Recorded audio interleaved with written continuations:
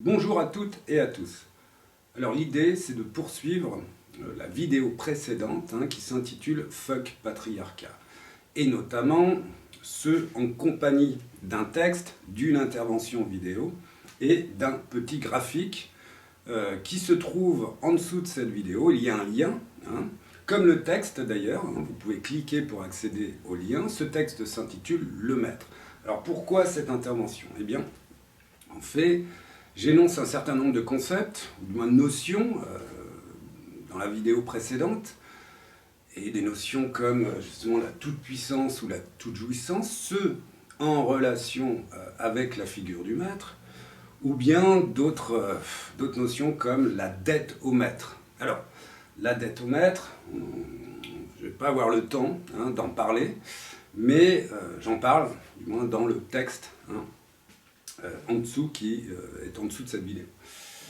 Et donc la dette au maître, pour moi, comporte en fait à la fois la dette divine et idéologique, la dette affective et la dette bancaire. Et ces dettes, en fait, eh bien, sont chevillées les unes avec les autres. Donc, je ne vais pas en parler parce que c'est quand même un petit peu complexe. Toutefois, l'idée, eh bien, c'est de revenir sur, en fait, la toute-puissance et la toute-jouissance. Essayer d'expliquer ce que c'est. Alors, essayer d'expliquer ce que c'est, notamment pour, évidemment, moi-même progresser, d'ailleurs, et puis pour aussi bien éclairer un peu le texte, qui est une espèce de texte de recherche, qui s'intitule Le Maître et qui se trouve en dessous de cette vidéo. Alors, l'idée, c'est donc de travailler sur la figure du maître. C'est une vieille figure, et cette figure a été déjà travaillée par un philosophe qui se nomme Georg Wilhelm Friedrich Hegel, à cheval entre le XVIIIe et le XIXe siècle. Et ce concept, évidemment, s'allie, se combine avec l'esclave. Donc c'est toujours, quand on parle du maître, on parle du maître et de l'esclave. Alexandre Kojève, dans les années 1950, réalise un séminaire, et au sein de ce séminaire, il commente la philosophie de Hegel, et notamment un ouvrage qui s'intitule « La phénoménologie de l'esprit de Hegel », et il s'appuie très massivement, en fait, sur la figure du maître et de l'esclave. À ce séminaire, y assistent des grandes figures comme Raymond Queneau, Georges Bataille et surtout Jacques Lacan. Et Jacques Lacan, évidemment, va être inspiré par Kojève et Hegel et va reprendre en fait cette figure du maître. Alors pas de manière permanente, puisque Jacques Lacan c'est un éminent psychanalyste, théoricien très très riche en fait, mais il va quand même un peu travailler sur cette figure. Alors, l'idée, pour moi, quand je parle de Jacques Lacan, c'est aussi de reprendre un de ces graphiques, on pourrait appeler ça comme ça, ou une des figures géométriques qu'employa Jacques Lacan pour développer en fait ses thèses. Et l'un de ces graphiques, de ces figures géométriques, c'est en fait le nœud borroméen. Alors c'est marqué ici, le nœud borroméen. Donc c'est une figure en fait très connue de Jacques Lacan. Le nœud borroméen, figure complexe, et qui détermine, concernant Jacques Lacan, l'imaginaire d'un côté, le symbolique de l'autre, et enfin le réel. Ce nœud borroméen, je l'emploie, je le réemploie, mais je le réemploie à ma sauce. Et en fait, ici est présenté sur ce tableau, comme sur ce petit graphique, alors, qui est présent sous cette vidéo. Ce petit graphique d'ailleurs, enfin ce tableau a été recopié au propre, ça sera un peu plus clair en fait que ce que je vous présente là en ce moment. Ceci dit, je reprends en fait la figure du nœud borroméen et quelque part la transforme en fait en nœud borroméen sociologique. Hein. Alors, quand je vous dis ça, évidemment, il y a sans doute un petit blasphème de ma part, puisque traditionnellement, eh bien, les disciplines sont séparées. Hein, donc on a la psychanalyse d'un côté, la sociologie de l'autre. Et en règle générale, il y a des rivalités de chapelle. Bon. Quand je dis donc un nœud borroméen inspiré de Lacan qui serait sociologique, il y a effectivement un petit blasphème.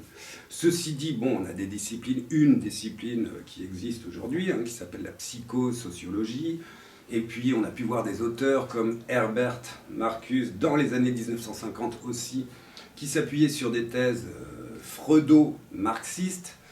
Donc, d'un côté, il y a Freud avec la psychanalyse, de l'autre, Marx avec la sociologie, sachant évidemment que c'est la sociologie qui s'inspire beaucoup de Marx, hein, notamment la sociologie française avec un éminent sociologue, hein, voilà, pour citer le plus connu, hein, qui s'appelle Pierre Bourdieu.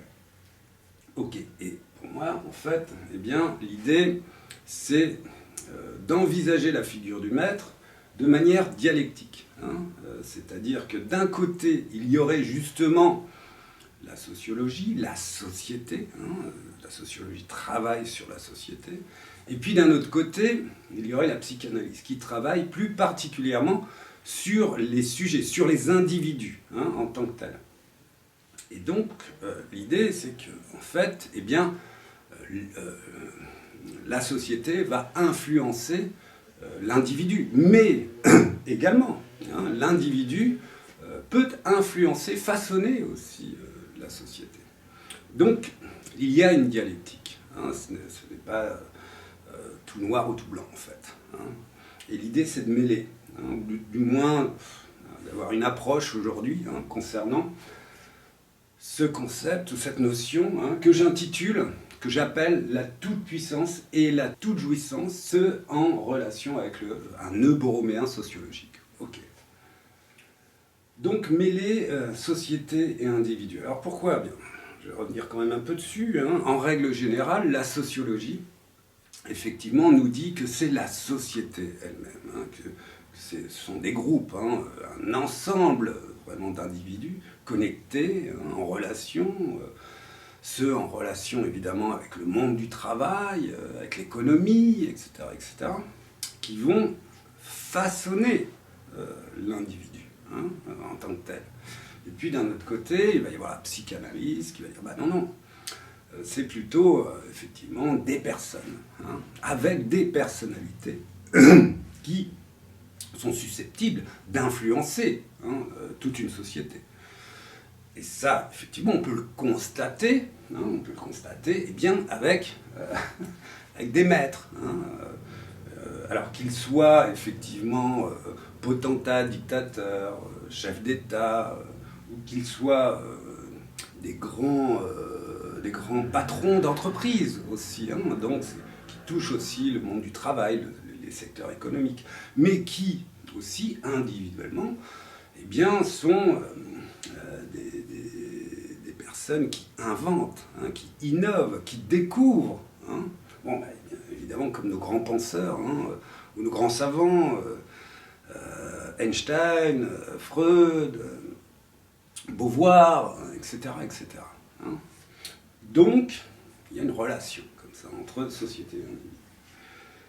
Et l'idée, c'est d'abord d'avoir une approche, on va dire, bien plus sociétale, hein, plus globale, avec la figure du maître, et ensuite, eh bien, à la fin de cette intervention, très rapidement, avoir une approche, en fait, de la figure du maître d'un point de vue individuel. Et là, finalement, on va rejoindre eh bien, le nœud borroméen lacanien au sens voilà, strict du terme. Quoique, je ne vais pas non plus entrer dans les articulations du nœud borroméen lacanien, parce que ce serait beaucoup trop long. Donc là, hop, la figure du maître d'un point de vue de la société. Je reviens sur la toute-puissance et la toute-jouissance. Le maître, en fait, la question qu'il faut se poser concernant le maître, c'est de savoir eh bien, ce qu'il désire, hein, ou d'essayer de savoir qu'est-ce que le destin du maître. Alors quand je dis destin ou désir, ce n'est pas la même chose que existence et volonté. Hein. On va dire que le destin, comme ça, s'opposerait eh bien, à l'existence. Hein. Alors là, ce sont des vieux jeux, de vieux enjeux dialectiques, pardon. Et puis que le désir s'opposerait aussi à la volonté. La volonté, effectivement, c'est un sujet conscient qui décide de ses actes. Hein. Le désir, ça serait plutôt, bien pour le dire comme ça, hein, le sujet de l'inconscient qui décide à la place hein, eh bien, du maître, hein, puisque l'idée c'est de se baser sur cette figure du maître. Et donc, plutôt parler eh bien, finalement de l'inconscient du maître, hein, et finalement du désir hein, et du destin en fait, du maître. Alors pour le destin et l'existence, effectivement, le destin, c'est une personne voilà, dont l'histoire est écrite, ou préalablement écrite, si vous voulez. Là, on voit ça, par exemple, durant la Grèce antique, hein, avec les mythes, etc., avec Achille. Hein, son histoire est déjà écrite par les dieux. Donc, Achille a un destin. En revanche, l'existence, effectivement, on peut, alors pour faire tracer une diagonale, comme ça on peut voir ça avec Sartre, eh bien, effectivement, ou avec l'existentialisme, hein, eh bien, l'existence, effectivement, ça commence d'ailleurs avec Søren Kierkegaard, hein, l'existence, effectivement, eh bien, c'est un sujet hein, qui va décider de son destin, quelque part. C'est lui qui va écrire sa propre histoire. Ok. Donc, quelque part, on a cette figure du maître, on a cette représentation de la figure du maître qui écrit son histoire, en fait, en règle générale. Hein. Apparemment des personnalités conscientes, etc., etc. Moi, ce qui m'intéresse, c'est, quelque part, eh bien, de raconter une histoire en deçà hein, de l'existence ou des supposées, hein, quand même, volontés du maître, des supposées volontés conscientes du maître. Cette histoire, je la place au centre du nœud borroméen.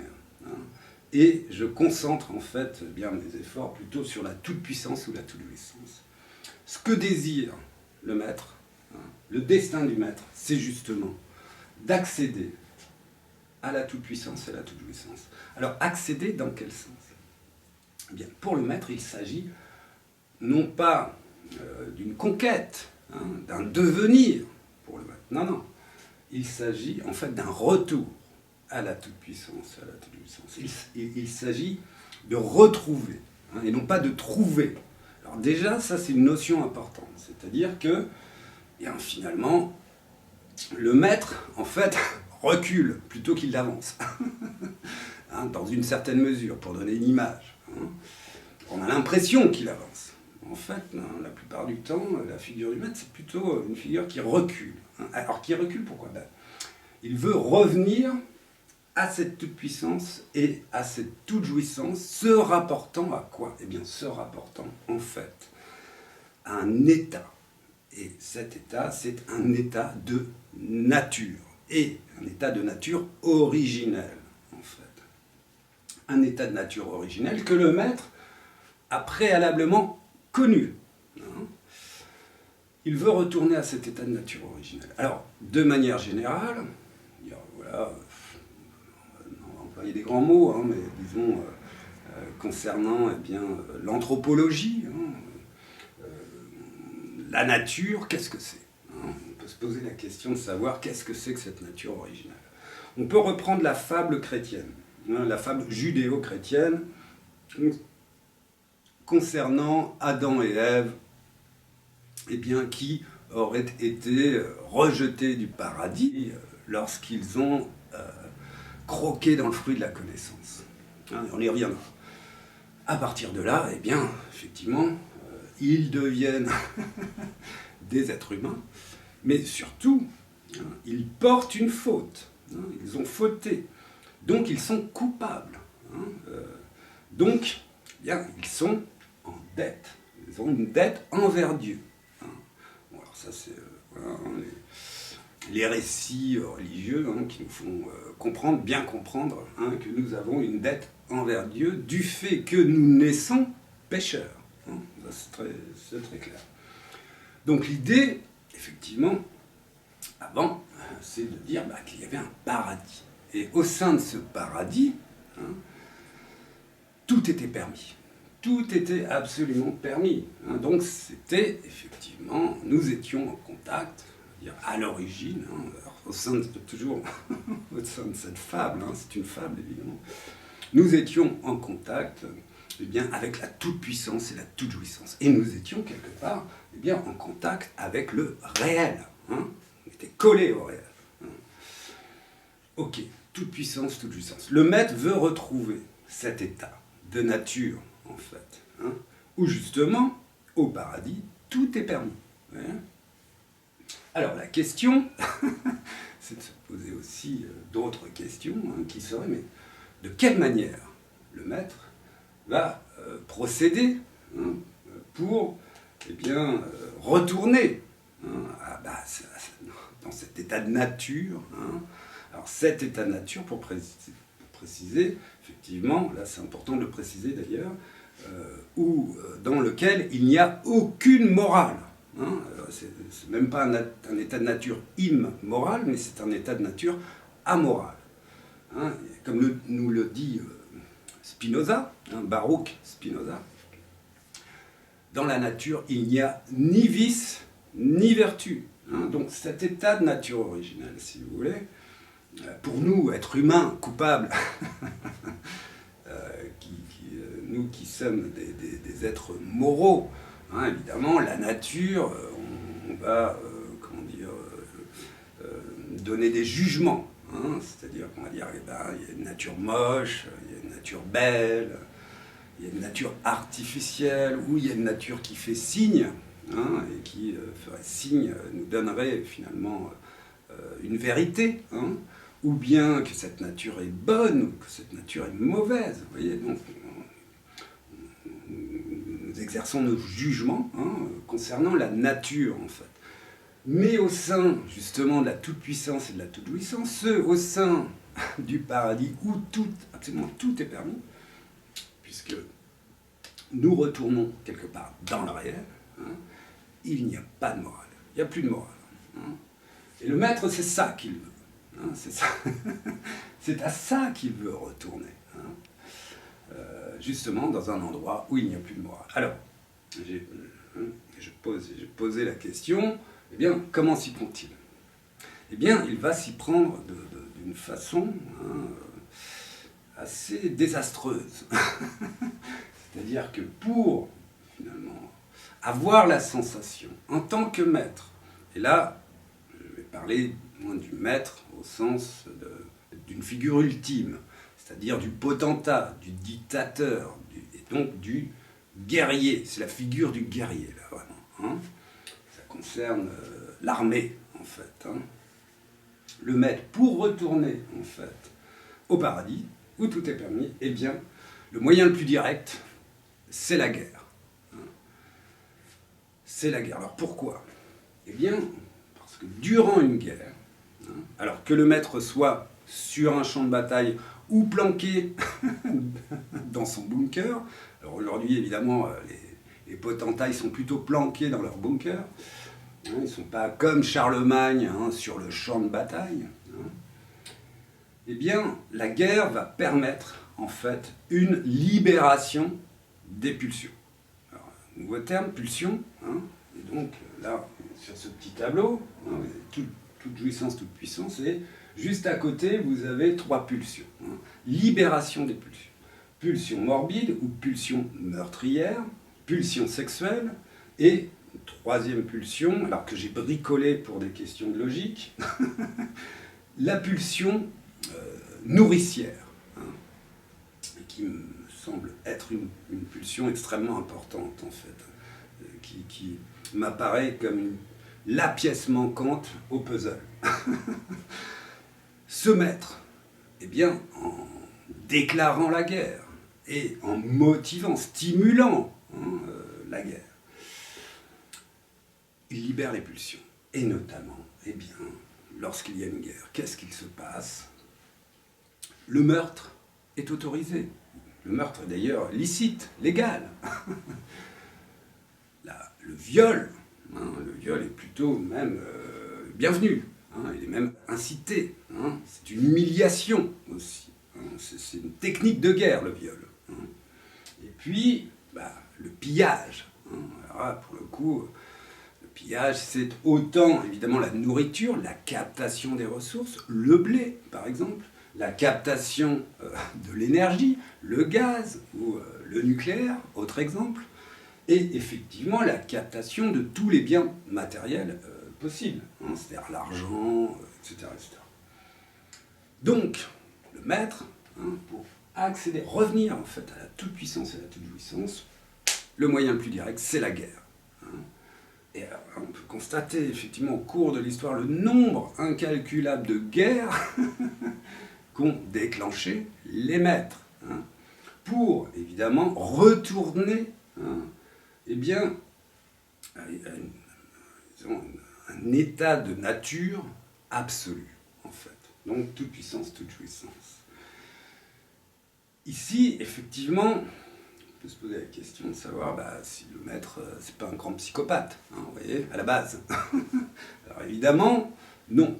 C'est-à-dire ça participe aussi d'un processus. Alors si on savait que c'était directement une espèce de psychopathe qui va déclencher des guerres, et surtout des centaines, des milliers de morts, parce qu'il y a quand même la pulsion meurtrière, et des viols, et du pillage, vous voyez, bon, c'est quand même quelque chose d'assez fort, où en fait, eh bien voilà, toute sa puissance, toutes les pulsions sont libérées, si vous voulez, donc toute sa puissance s'exprime, sa toute-puissance, mais, alors précisons, autant, là pour le coup, en mal qu'en bien. Parce que le maître, effectivement, quand je vous disais que c'était un processus, le maître c'est aussi bien une personnalité qui vit en société, qui doit quand même négocier un petit peu, qui doit négocier d'ailleurs un petit peu avec l'esclave, comme avec ce que j'appelle le médiateur, un troisième terme. Donc il doit négocier avec l'esclave pour effectivement inviter l'esclave à aller sur le champ de bataille, notamment les soldats.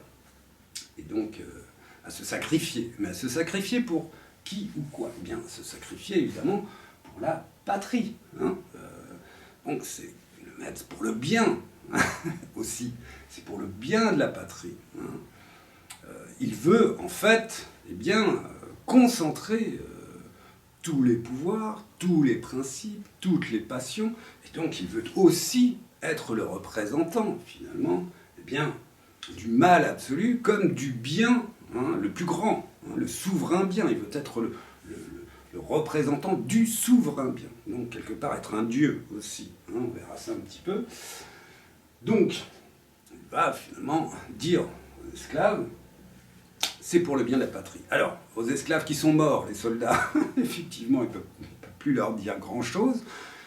En revanche, aux familles, lorsque elles voient les soldats revenir morts, eh bien le maître peut leur dire, mais c'est pour votre bien cette guerre.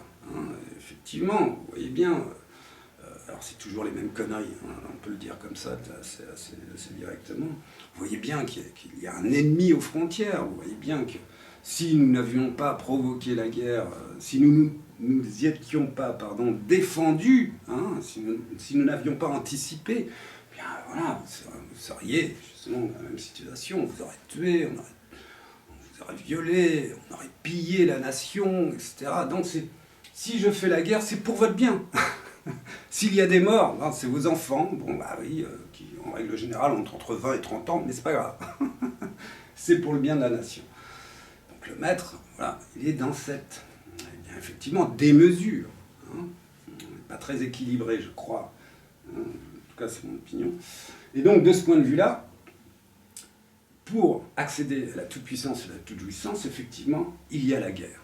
Et puis finalement, pour boucler la boucle, pour à la fois être le représentant ultime du mal, du bien, de tous les principes, de toutes les passions, etc., etc.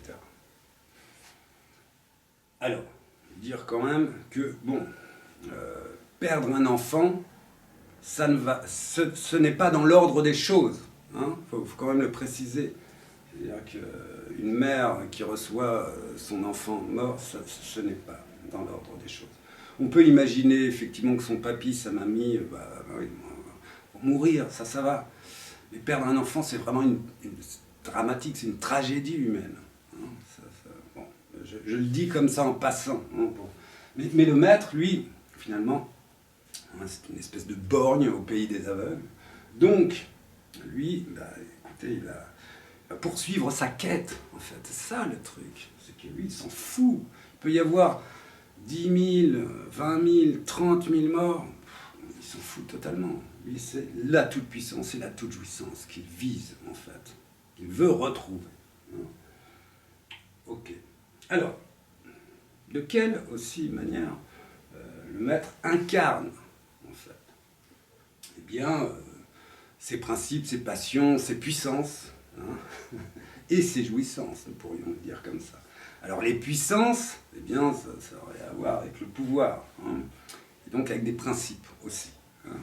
Donc le maître, effectivement, lorsqu'il concentre tous les pouvoirs, donc dictateur, potentat, roi, empereur, etc., hein, eh bien, il va effectivement être le représentant de l'exécutif, être le représentant du législatif, être le représentant de la justice.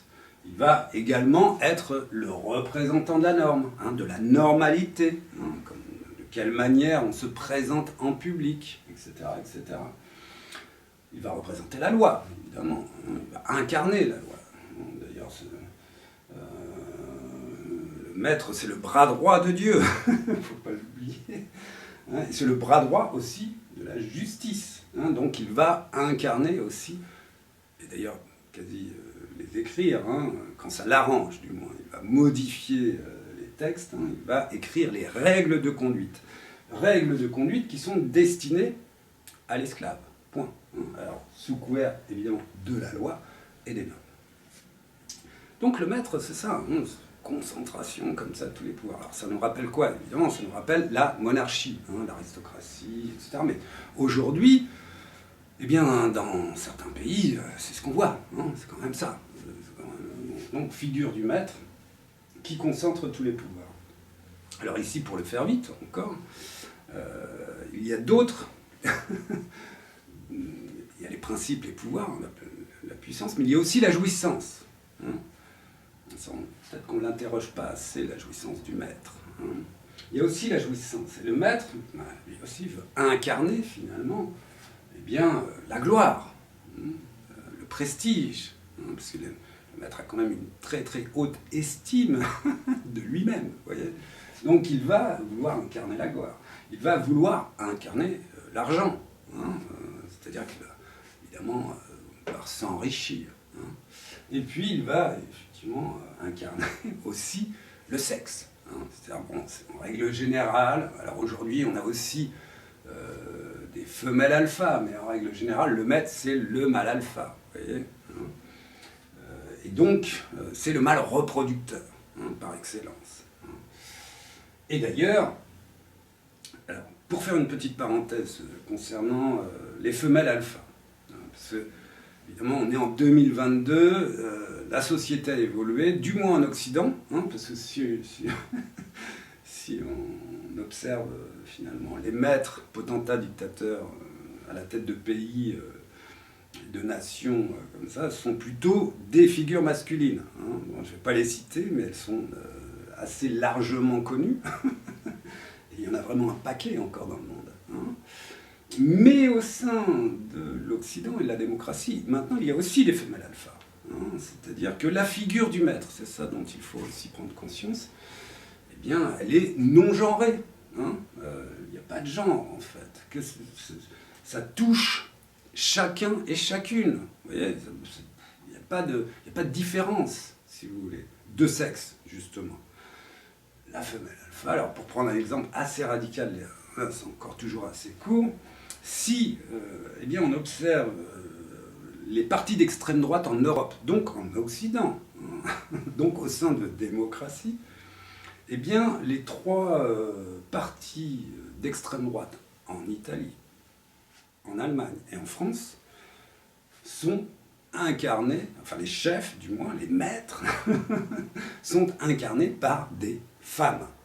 Bon, vous voyez, c'est quand même quelque chose d'intéressant à noter. Vous voyez. Donc la figure du maître, en fait, il n'y a pas de genre, en fait. Hein, l'idée, finalement, c'est d'accéder à la toute-puissance et à la toute-jouissance, et que ça soit, finalement, un homme ou une femme, les deux veulent aussi y retourner à ce paradis. Hein. Il y avait Adam, mais il y avait aussi Ève, vous voyez, au paradis. Donc c'est la même intention, si vous voulez. Il y a la même intensité de la part de cette personnalité. Hein. Le même désir, hein, le même destin, quelque part. Bon, c'était une petite parenthèse hein, concernant eh bien, la différence des sexes. Hein. Donc, on va revenir comme ça sur des figures un peu stéréotypées, hein, un peu archaïques. Donc, le maître, c'est le mal alpha. Okay.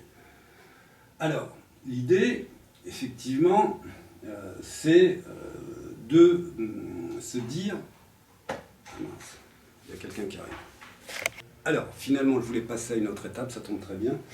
Et nous étions justement arrivés eh bien, au mal dominant, hein, concernant cette logique qu'on pourrait nommer de ternaire entre sexe, argent et gloire, et concernant les passions, en fait, hein, suite au principe.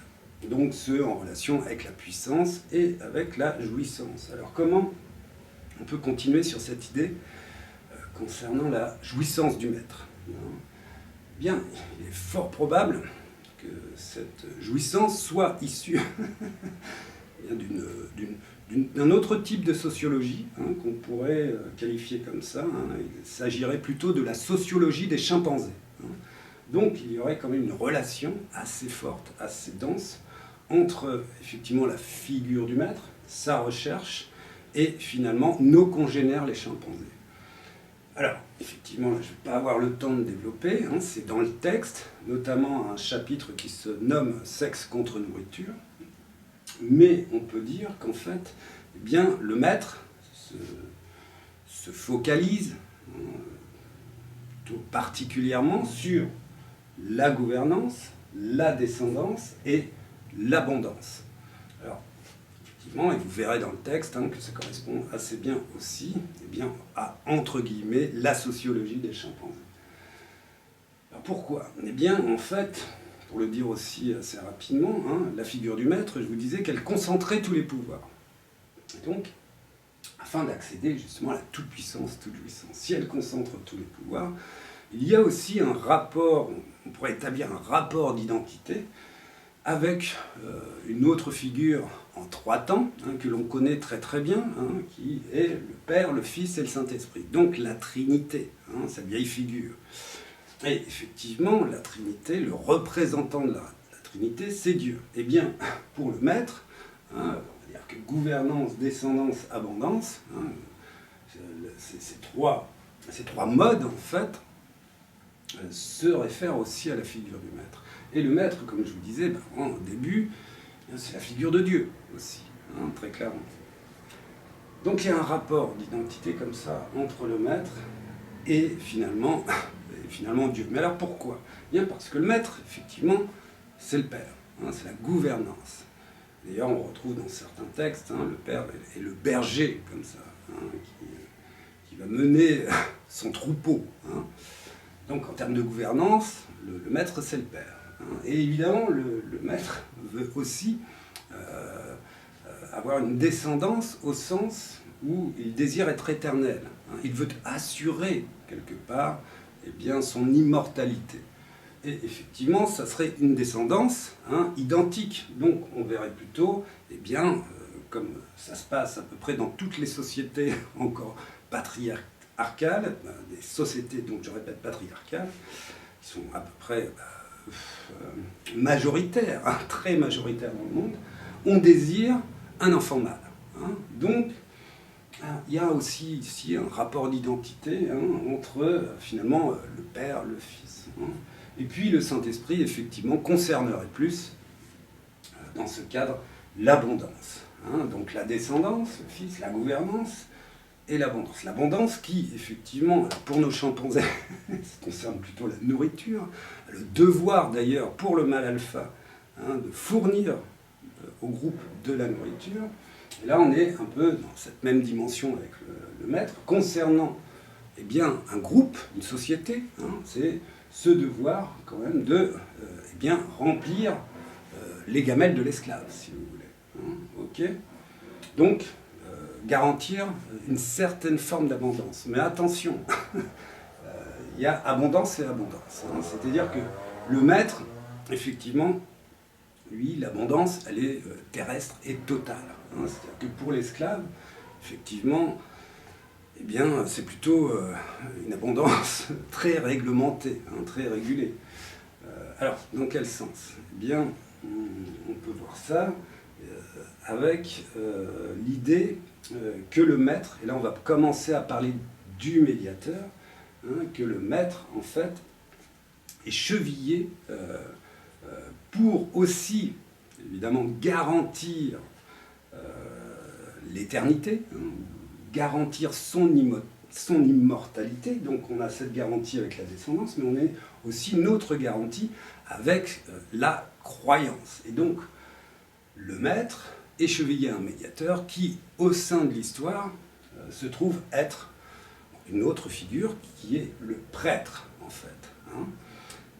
Alors pourquoi? Eh bien, parce que justement, il garantit son immortalité quelque part, mais il garantit aussi le fait que les esclaves, hein, eh bien, sont tenus en laisse. Hein. Alors pourquoi? Je vous parlais d'abondance, justement. Le prêtre, qu'est-ce qu'il va garantir, eh bien, aux esclaves, hein? Il va garantir une abondance à d'esclaves, mais après leur mort. Hein? Et il va garantir quoi? Évidemment, ceux au sein de religions. Alors on peut parler des religions du livre, c'est-à-dire Coran, Nouveau Testament, Ancien Testament, etc.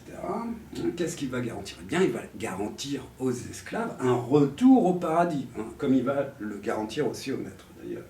Il va garantir un retour au paradis, là où tout est permis, et là où il y a abondance.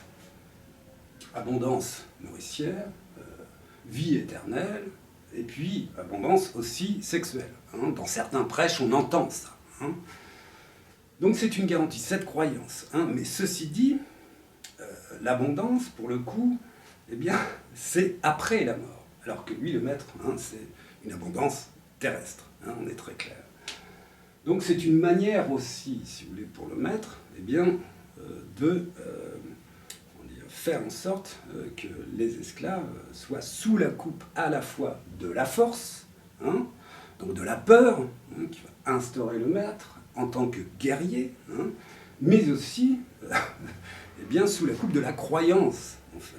Car en fait, finalement, le maître, avec sa force, finalement, peut contenir le peuple un certain temps, ou du moins peut contenir l'esclave un certain temps, peut l'affamer d'ailleurs, en lui promettant hein, une vie éternelle, etc. Mais, je vais trop vite, disons, mais il peut l'affamer, mais à condition justement de lui promettre, si vous voulez, une vie éternelle, donc avec une croyance. Donc, force et croyance sont chevillées. Et quand je dis que force et croyance sont chevillées, si on regarde au cours et au sein de l'histoire, eh bien, c'est le cas entre, on va dire, eh bien, des modes de gouvernement, on va dire, plutôt aristocratiques, hein, et les religions. La force et la croyance sont chevillées jusqu'au XVIIIe siècle, jusqu'à la fin du XVIIIe siècle. Si on observe toutes les civilisations, eh bien, à chaque fois qu'il y a un gouvernement, hein, il y a une croyance. Hein, ça, c'est très clair. À partir de la Révolution française, effectivement, il y a un changement. Alors, mais ce changement, là, c'est une petite histoire que je vais aussi vous raconter. Donc, on a vu, voilà, ce petit chapitre très rapidement, tout ça est développé dans le texte, hein, concernant la relation du maître à la fois concernant sa relation avec nos congénères les chimpanzés, tout autant qu'avec ce fantasme d'incarner tous les prestiges, et tous les pouvoirs et toutes les passions, donc d'être Dieu. On a vu ce petit chapitre-là, et là l'idée c'est et on a vu aussi le fait que Force et Croyance étaient chevillés, et là l'idée c'est de vous raconter une petite histoire concernant l'évolution justement de ce mode de gouvernance. C'est-à-dire que jusqu'à la fin du XVIIIe siècle, on avait un maître, une croyance, un certain type de croyance, et puis, quelque part, le peuple, les esclaves. Mais il y a eu une évolution, en fait. Il y a eu une évolution à partir de la fin du XVIIIe. On pourrait même dire, voilà, que ça a commencé avec René Descartes, finalement. Il y a eu une évolution. Alors ici, il faut reprendre l'histoire. Il faut reprendre l'histoire, finalement, en ternaire, et ce, avec Platon. Platon, et même, on pourrait dire, avec Georges Dumézil, un auteur du XXe siècle, qui observa, au sein de textes qu'on nomme indo-européens, une structure sociale. Et cette structure sociale, avec Georges Dumézil, que va reprendre Platon au sein de l'organisation d'une république, cette structure se produit, se fabrique en 3 temps. Il y a toujours cette figure du guerrier, donc du maître.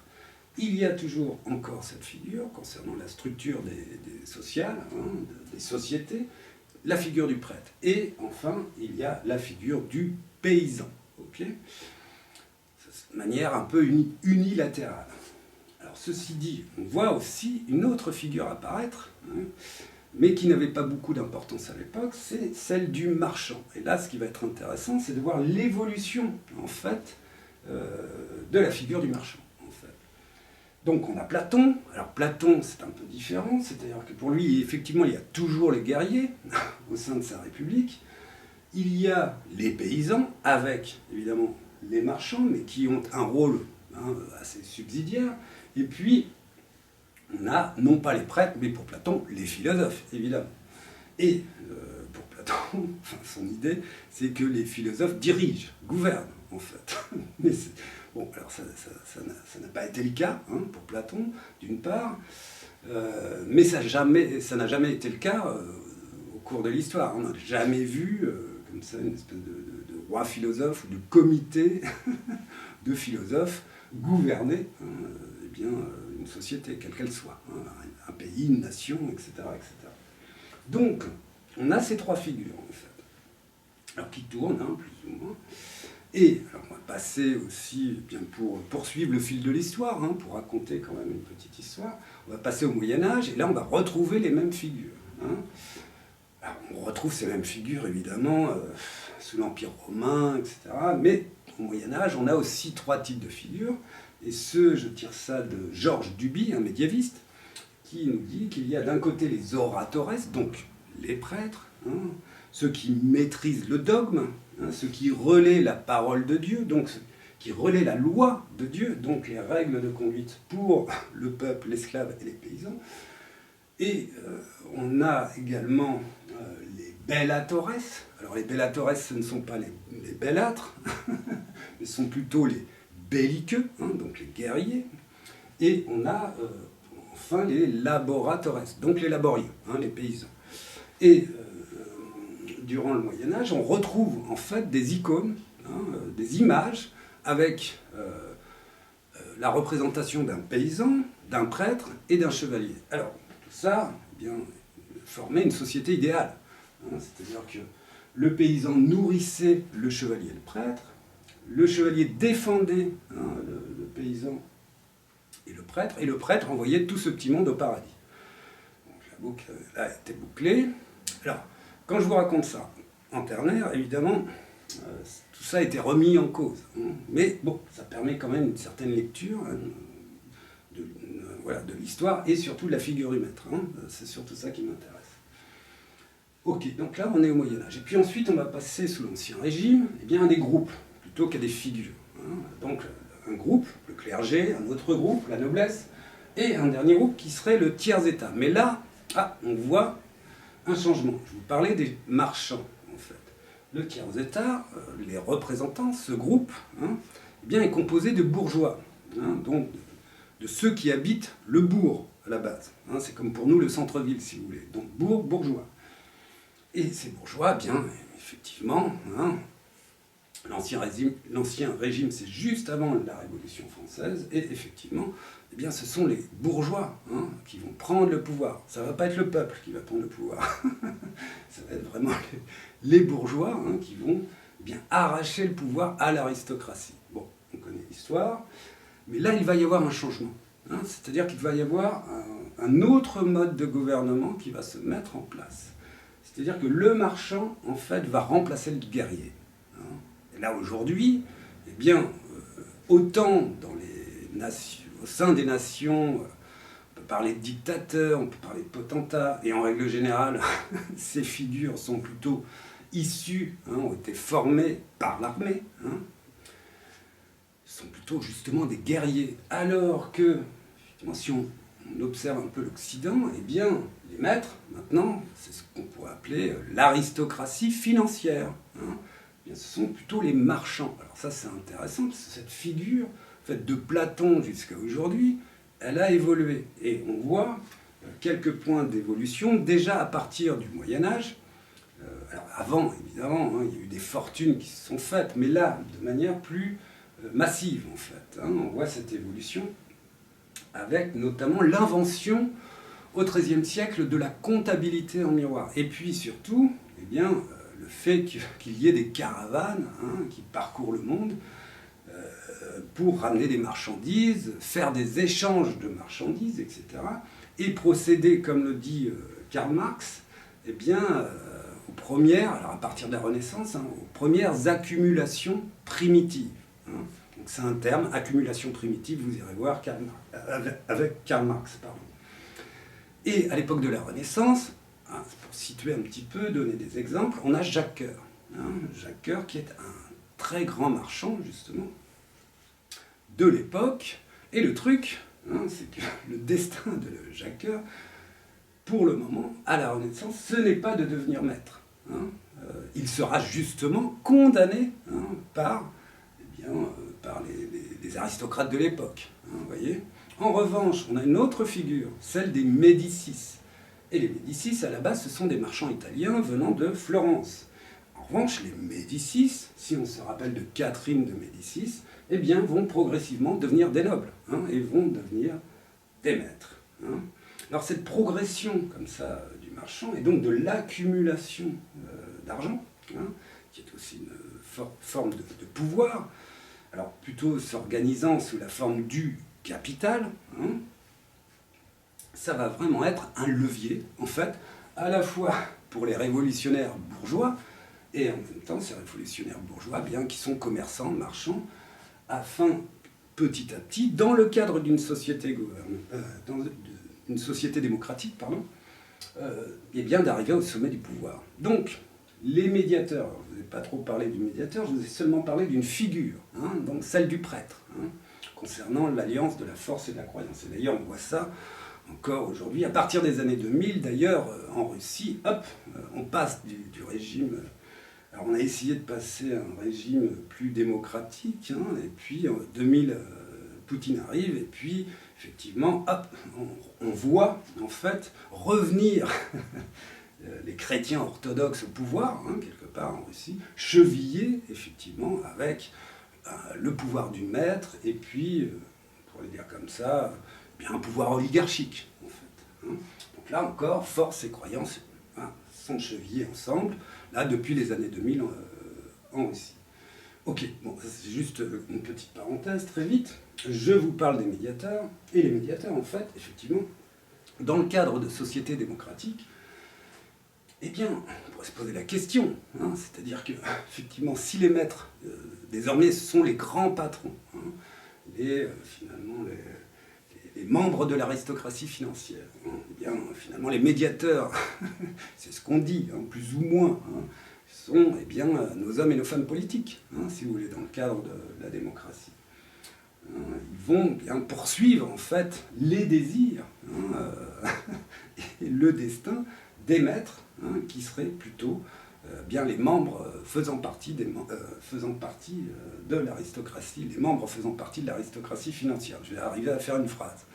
Ok. Et donc les médiateurs, pour nous en démocratie, eh bien, il y en a un paquet. C'est-à-dire que dans le cadre d'une dictature, effectivement, on a les prêtres, 2-3 porte-paroles, qui, effectivement, relaient les discours à la fois bien de la croyance. Il faut savoir quand même que sur Terre, encore actuellement, il y a 84% de croyants, donc c'est quand même quelque chose de très fort.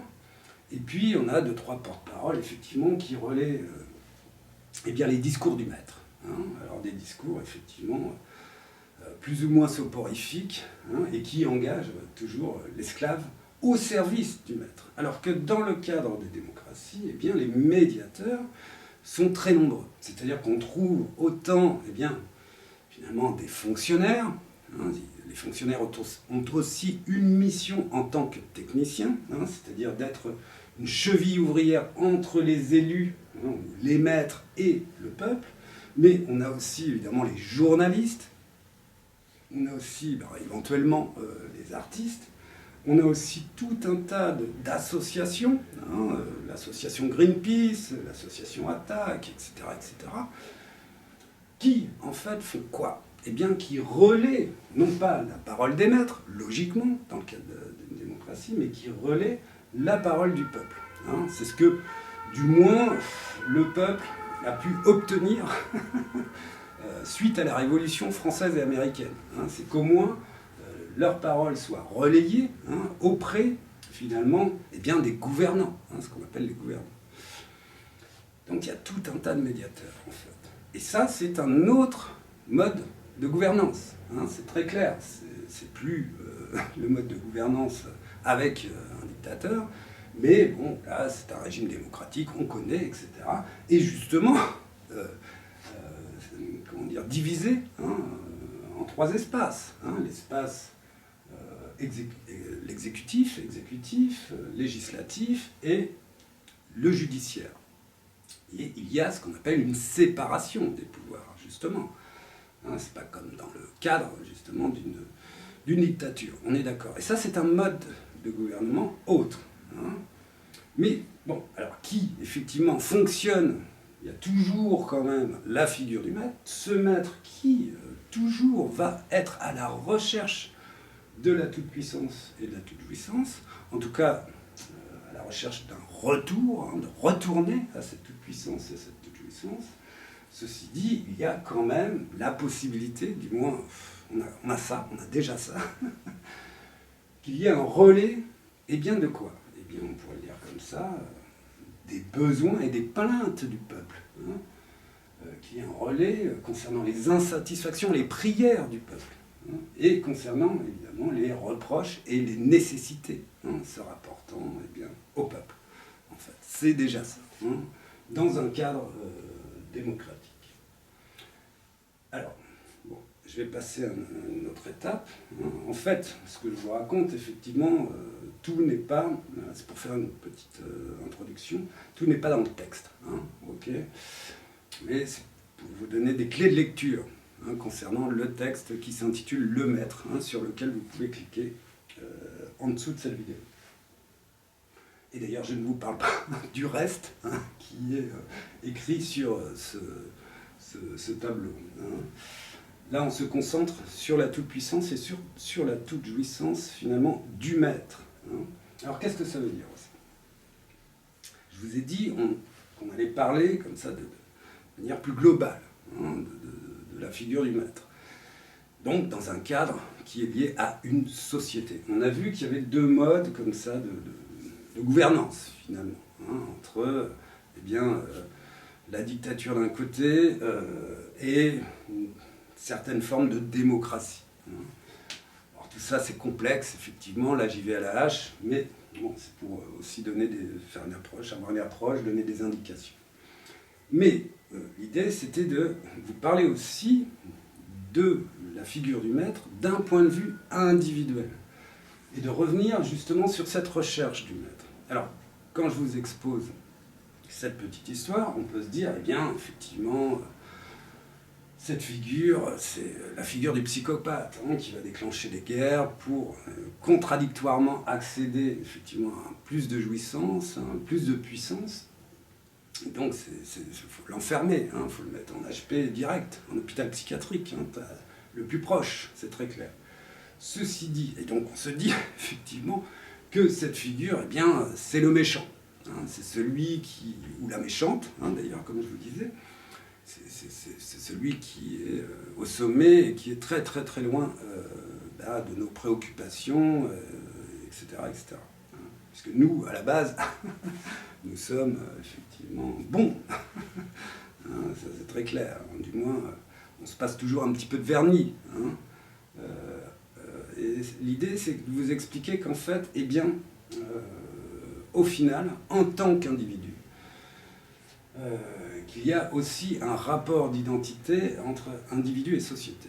Si on a développé ce type de société, alors dictature ou démocratie, si on a développé ce mode de gouvernance, mais toujours quand même avec maître, esclave, médiateur, eh bien c'est sans aucun doute parce que en nous-mêmes, eh bien nous contenons ces figures, nous contenons la figure du maître, de l'esclave et du médiateur. Alors de quelle manière ? Là, il faut se référer à la psychanalyse, très directement. Et je vous avais parlé, effectivement, du paradis perdu, de ce paradis où tout était permis. Et bien là, il faut revenir, en fait, à l'enfant, mais vraiment à la prime enfance, c'est-à-dire au moment, on pourrait dire, où l'enfant sort du ventre de sa mère. À partir de ce moment-là, juste à cet instant-là, eh bien, l'enfant, c'est un enfant roi, c'est un enfant qui, en fait, est maître. Et donc, c'est un enfant qui est au paradis. C'est un enfant qui, eh bien, est de toute puissance et de toute jouissance. Alors, pourquoi ? En fait, déjà parce qu'il s'accroche au sein de sa mère et qu'il est en fusion. Il n'y a pas de conscience. Il est en fusion avec le réel. Tout début, comme ça, eh bien, de la progression, comme ça, d'un enfant. Donc il y a abondance, il est accroché au sein de sa mère, il y a fusion, il n'y a pas de conscience, etc., etc. Et là, c'est clair. Ce que recherchait le maître, ce qu'il avait connu, c'est-à-dire, il avait connu, je vous ai dit, il a connu le paradis, comme Adam et Ève, si vous voulez. Il a connu le paradis, il a donc connu cette toute-puissance et cette toute-jouissance. Il veut y retourner. Et en fait, ce qu'il veut, c'est retourner à cet état, en fait, de fusion avec le réel. Alors, ce qu'on constate, effectivement, avec de moultes observations, moultes textes sur la question, c'est qu'à un moment donné, eh bien, on va socialiser l'enfant. C'est-à-dire qu'on va retirer l'enfant du sein de sa mère. Puis sa mère va être aussi absente. Et puis il va y avoir une figure d'autorité, alors qui a été remise en question par Jacques Lacan, évidemment, mais que Freud désigne comme le père. Le père qui va dire non. Donc il va commencer à faire quoi, en fait, avec cet enfant ? Eh bien, cette figure d'autorité, on va contraindre, castrer symboliquement par la parole, priver, inhiber, frustrer. Donc cet enfant qui, finalement, eh bien, était dominant, c'était le maître absolu. Il était au paradis. Et d'ailleurs, comme on peut reprendre la fable judéo-chrétienne avec Adam et Ève, c'est-à-dire que Adam et Ève sont chassés du paradis parce qu'en fait, ils croquent dans le fruit de la connaissance. L'enfant, à partir du moment où il est socialisé, eh bien, il accède aussi à la connaissance. C'est par le biais du langage, en fait, qu'il est contraint, castré, privé, inhibé. Alors, par le biais d'autres types de contraintes, les contraintes corporelles, effectivement. On va apprendre à l'enfant à ne pas pisser partout, à dire bonjour madame, au revoir monsieur, à manger correctement, etc. Et tout ça, ce sont des contraintes pour l'enfant. C'est pas plaisant, en fait, très clairement. Et on le constate notamment avec les résistances qu'il oppose à sa famille, en fait, cet enfant. Donc, il y a finalement une socialisation de l'enfant. Mais il y a aussi, effectivement, une perte. C'est-à-dire que de cette figure, de la figure du maître, eh bien, il passe aussi, il apprend du moins à être un esclave. Vous voyez ? Et donc, ces figures du maître et de l'esclave, nous les avons quelque part en nous, déjà. Ensuite, effectivement, il y a la médiation. Et la médiation, c'est quoi? C'est le langage. Le fait que, eh bien, en nous-mêmes, nous puissions peser le pour et le contre. Le truc, effectivement, quand je vous parle de la figure du maître et de ces figures ultimes, hein, alors, figure ultime, la figure du maître, ça peut être aussi, eh bien, pour nous, je vous disais, les grands patrons, les grands chefs d'entreprise, mais là, dans le régime économique, mais ça peut être aussi d'autres figures, comme eh bien, des directeurs ou des directrices, des chefs de service, des contremaîtres, hein, des chefs de chantier, etc., etc. Donc, ceux qui incarnent une autorité, hein, qu'on a désigné comme... Alors, évidemment, entre on va dire, la figure d'un dictateur et un chef de chantier, il y a une différence, c'est clair. Mais la tendance, finalement, sans doute toujours un petit peu la même, hein, c'est au sein de l'exercice du pouvoir, se rapportant eh bien, à des puissances, donc des principes, hein, et se rapportant à des jouissances, donc des passions, hein, c'est d'accéder, de revenir, en fait, à chaque fois, chacun et chacune, hein, ce n'est pas seulement dédié aux hommes, hein, les femmes sont pareilles, de ce point de vue-là, c'est de revenir eh bien, à un état de nature, on va dire, originel. Et donc là, pour le coup, nous sommes nous-mêmes hein, confrontés eh bien, à nos désirs égoïstes, au narcissisme, en fait, hein, qui est très très fort, en fait. Mais il y a aussi la figure de l'esclave. Et il y a effectivement en nous une lutte entre eh bien, la figure du maître et la figure de l'esclave. Donc voilà, je vais m'arrêter là. Hein. C'était juste pour en fait vous donner une approche de ce que j'appelle le nœud borroméen sociologique, hein, qui est à la fois bon, bah, voilà, traversé par un petit peu d'histoire et puis traversé aussi par la psychanalyse. Et sous l'angle, effectivement, de la figure du maître. Alors, il y a aussi cet autre aspect chez le maître qui est très intéressant, hein, que vous pourrez constater, effectivement, concernant l'ambivalence, hein, la duplicité, quelque part, du maître. Hein, c'est-à-dire qu'il domine, il soumet, il opprime, il exploite, il possède, mais, attention, c'est évidemment pour nourrir, protéger, soigner, éduquer, cultiver l'esclave. Hein, c'est très clair. Bon, il y a aussi cette figure-là. Et finalement, ça fonctionne hein, voilà, en ternaire avec le fait qu'il y ait quand même, alors soit d'un point de vue social, mais quelque part, le langage, le médiateur, hein, ce qui va inhiber, frustrer, contraindre, hein, finalement, eh bien, est autant finalement destiné à une figure, on va dire, sociale, hein, un représentant comme ça qui serait à une personne hein, au sein d'une société, mais qui aussi, eh bien, le langage fait aussi la médiation eh bien, avec un maître, hein, un maître égoïste, totalement narcissique, hein, qui est en nous, en fait. Hein. Voilà. Bon. Eh bien, je vous remercie, à la prochaine fois.